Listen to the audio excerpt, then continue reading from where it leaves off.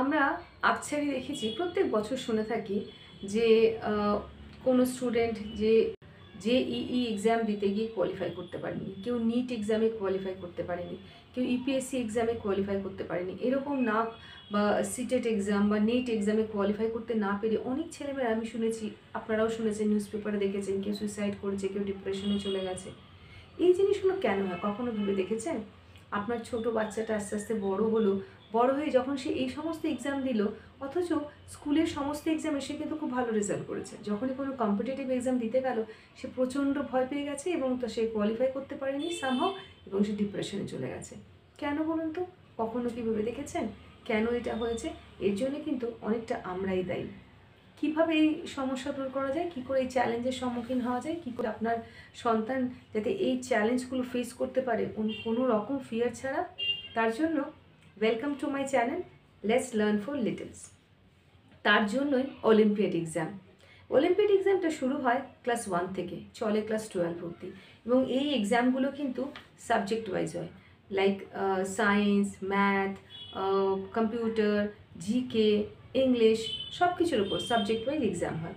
এবং বাচ্চাদেরকে বলা হয় যে তুমি একটা সাবজেক্ট নিয়ে এক্সাম দিতে পারো, একের বেশিও নিয়ে দিতে পারো। তার মানে ছোট থেকেই তাদেরকে শেখানো হচ্ছে যে কী করে কম্পিটিটিভ এক্সামে তুমি বসবে, কী করে এক্সাম দেবে, কী করে ওএমআর সিট ফিল আপ করবে।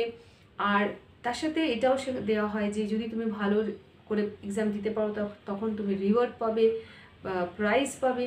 আর যদি নাও দিতে পারো তাতে কোনো কিছু ব্যাপার নয়। ছোটো থেকেই তাকে সেভাবেই আমরা মেন্টালিটি তৈরি করতে পারি যে এই বছর হয়নি, সামনের বছর আবার, কারণ এখন অনেক রাস্তা তোমার জন্য রয়েছে।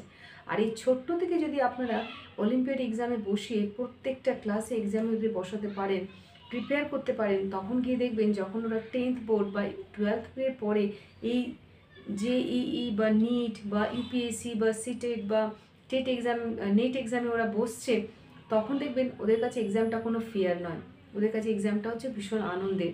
এবং এক্সামটা ওরা প্রচণ্ডভাবে strong, mentally strong, physically strong হয়ে এক্সামটা দিতে বসছে। কারণ এই অলিম্পিয়াড এক্সাম কিন্তু ওদের মজবুত করে দেয়, ওদের প্রত্যেকটা সাবজেক্টের উপরে মজবুত করে দেয়, ওদের মেন্টালি মোটিভেট করে, বুস্ট আপ করে, এবং এই এক্সামে কিন্তু ওদেরকে হেল্প করে ইন ফিউচারে ওরা কী নিয়ে পড়াশোনা করবে।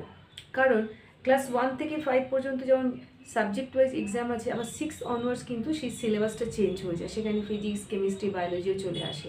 তো এই অলিম্পিয়াড এক্সাম কিন্তু আপনার বাচ্চার জন্য ভীষণভাবে ইম্পর্টেন্ট, ভীষণভাবে দরকার। একদম এটাকে ইগনোর করবেন না, ভাববেন না যে এটার কোনো ভ্যালিউই নেই, 10th-এর পরে ও ঠিক ভালো কোচিং সেন্টারে দিয়ে দেবো, ও ঠিক হয়ে যাবে। সেটা কিন্তু ওর জন্য একটা মেন্টাল প্রেশার। আপনি যদি ছোটো থেকে ওকে এই সমস্ত কম্পিটিটিভ এক্সামে বসান, ওকে প্রিপেয়ার করেন, স্কুলের পড়ার বাইরেও রেডি করেন, কারণ আপনি নিশ্চয়ই আপনার বাচ্চাকে অ্যাভারেজ ভাবেন না, সব বাবা বাড়ি তাই, একটু স্পেশাল ভাবেন তো, সবার থেকে একটু আলাদা তৈরি করতে চান, তাহলে সবার থেকে আলাদাভাবেই তো তৈরি করতে হবে। তাহলে তার জন্য কী করতে হবে? আপনাকে একটু পড়াশোনা করতে হবে। আপনি একটু পড়াশোনা করে আপনার বাচ্চাকে একটু গাইড করুন, একদম ছোটো থেকে ওকে এই সমস্ত কম্পিটিটিভ এক্সামে বসান। এই সমস্ত মানে অলিম্পিয়াডের কথা বলছি, অলিম্পিয়াডের প্রত্যেকটা এক্সামে ওকে বসান, ওকে রেডি করুন, প্রিপেয়ার করুন। ওর মনের মধ্যে যে এক্সাম নিয়ে যে ভয়টা, সেটা কিন্তু একদম চলে যাবে। আর ইন ফিউচারে ও কী নিয়ে পড়াশোনা করবে আপনাকে আর ভাবতে হচ্ছে না, দেখবেন। কারণ দেখবেন এই কিছু কিছু ওয়ার্ড আছে যেগুলো অলিম্পিয়াডে যে সমস্ত ওয়ার্ড ইউজ করা হয়, প্রত্যেকটা নিট, ইউপিএসসি এক্সামে সেম ওয়ার্ড ইউজ করা হয়, যেমন logical reasoning, problem solving, critical thinking, সমস্ত কিছু এই ছোটো থেকে বড় হওয়া সবই, শুধু সাবজেক্টটা একটু একটু করে ডেপথে চলে যায়, এছাড়া কিচ্ছু নয়। আর আজকের ব্লগে আমি আপনাদেরকে এই ব্যাপারটা একটু জাস্ট ছোটো করে বললাম।